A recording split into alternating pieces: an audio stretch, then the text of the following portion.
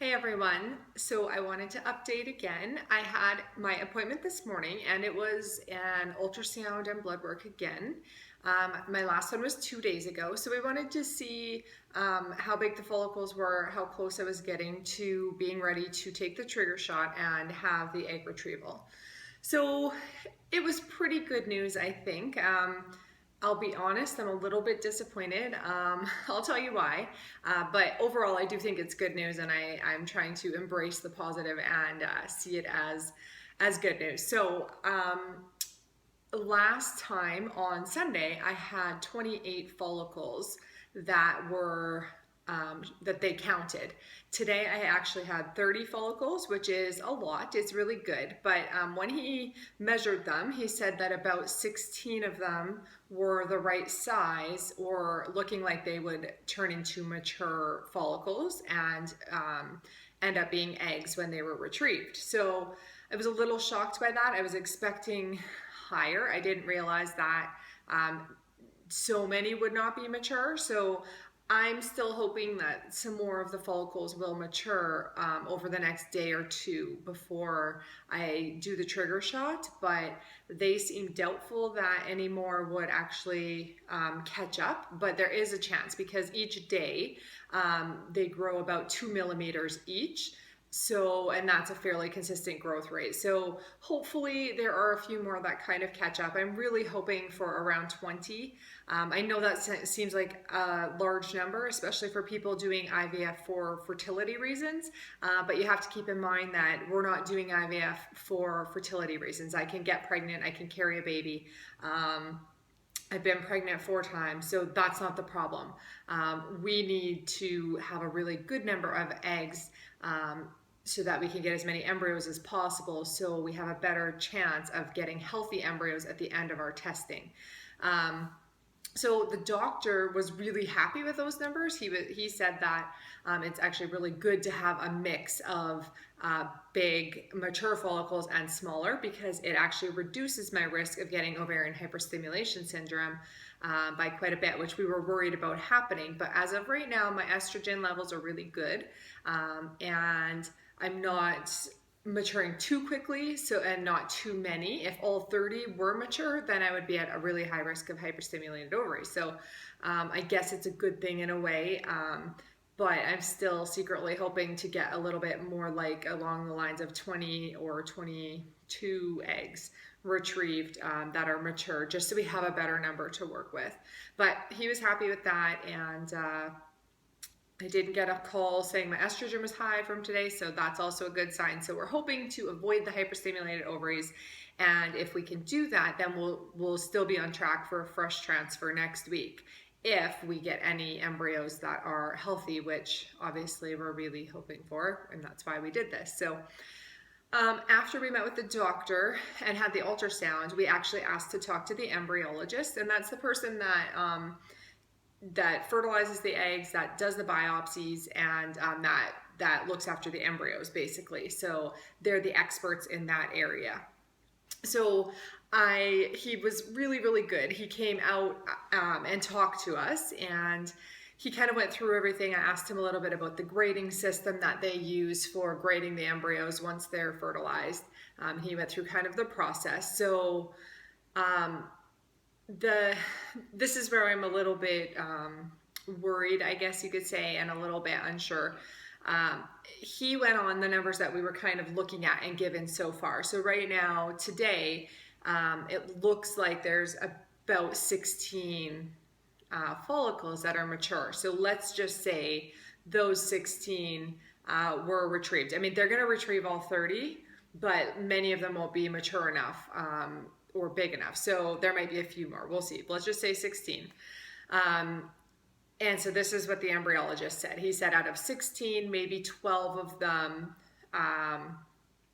would be really good and be able to be fertilized. And he said out of those 12, once they're fertilized, maybe 8 of them would look kind of, look good and like the right shape and the right size and splitting properly and all of those things. So let's say 8. And then he said in a general rule or kind of average is that about 50% of them will make it from the day they're fertilized to day 5, where they turn into blastocysts. And that's where you need them to survive too. So he said from day 0 of fertilization or retrieval and fertilization to day 5, you'll lose about 50%. So if we only had 8 at that point, that takes us down to 4.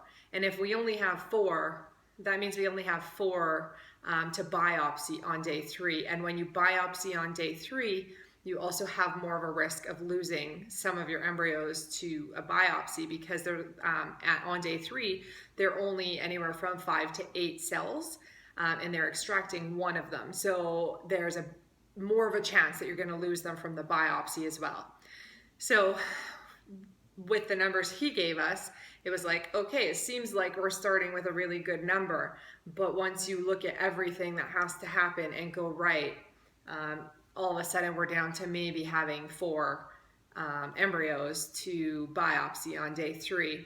And I mean, that terrifies me, I'll be honest, because we've had 4 pregnancies, and 3 of our babies, we're not sure about baby V, but Liam, Nate, and Bria were all affected.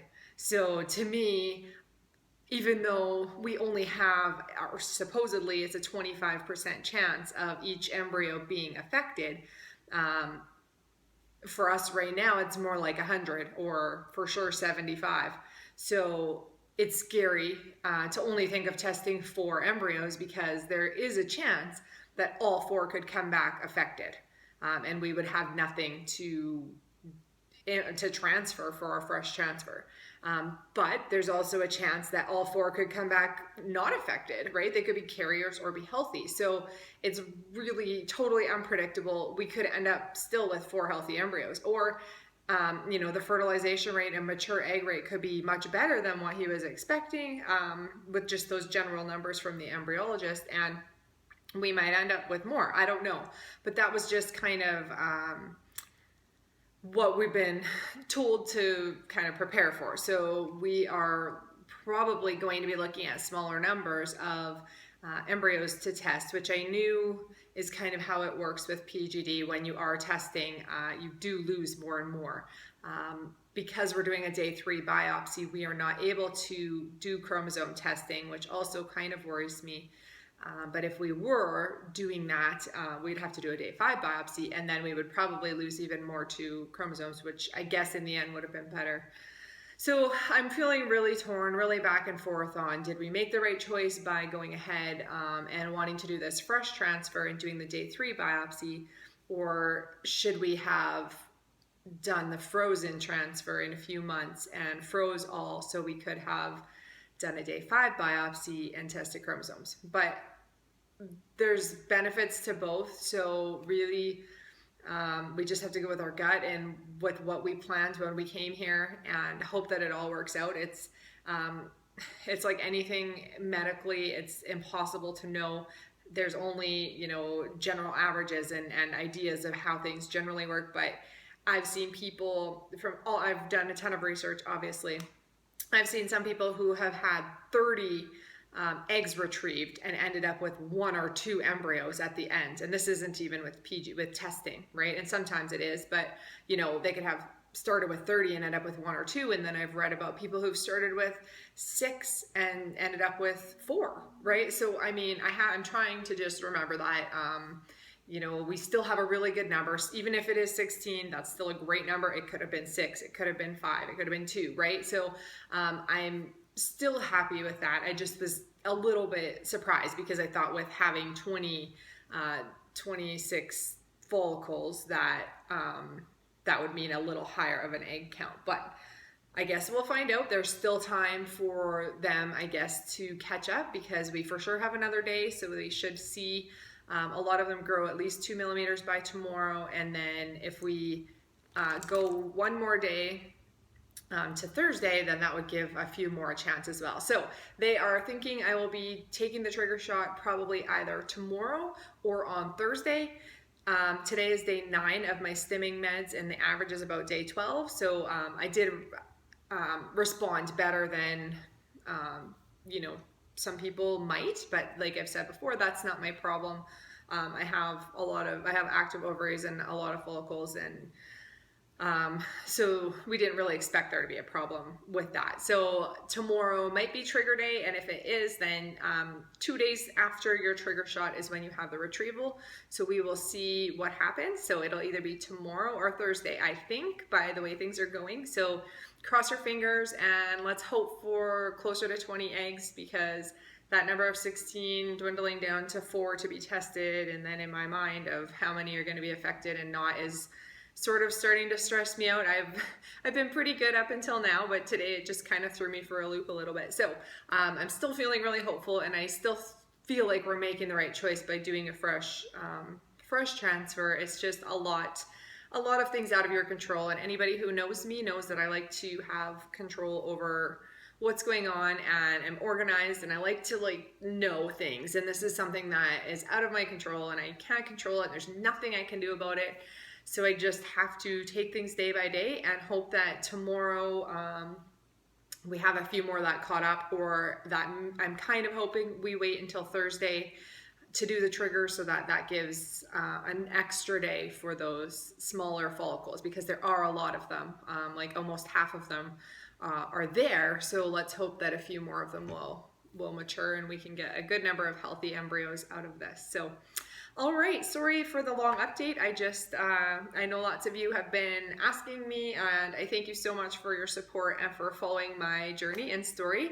And I will update you tomorrow after my appointment with what's changed between today and tomorrow. It's crazy how much things can change in just 24 hours. So thanks so much again. Bye, guys.